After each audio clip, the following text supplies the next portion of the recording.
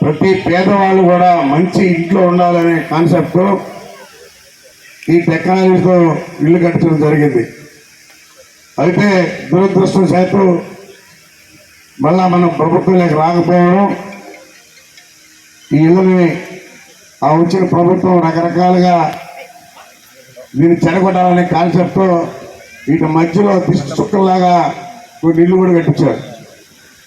దీని కాన్సెప్ట్ మంచి ఇళ్లలో పేదవాళ్ళు అనే కాన్సెప్ట్లో ఆట స్థలాలు కానీ, స్కూల్స్ కానీ, అంగన్వాడీ స్కూల్ కానీ, అదేవిధంగా ఇక్కడే డీలర్షిప్ మీకు ఇచ్చే రేషన్ బిల్లు కూడా ఇక్కడే ఇచ్చే విధంగా అన్ని రకాలుగా అన్ని వస్తువులు ఏర్పరచాలనే కాన్సెప్ట్తో ఆ రోజు చంద్రబాబు నాయుడు ఆలోచన.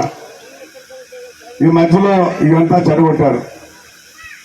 ఇప్పుడు కూడా ఏంటంటే అందుకని ఈరోజు పిట్కో చేయబడినటువంటి అజయ్ బాబు గారు ఇక్కడ వచ్చి అన్ని కూడా చూసి పేదవాళ్ళకి బాగా ఉండే విధంగా చేయాలనే కాన్సెప్ట్తోనే ఇవన్నీ కూడా పరిశీలిస్తున్నారు.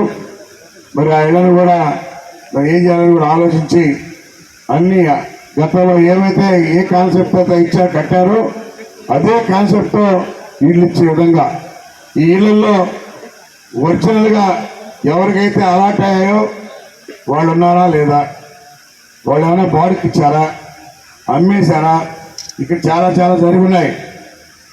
చాలామంది వాళ్ళు ఉండకుండా బాడుకి ఇచ్చున్నారు.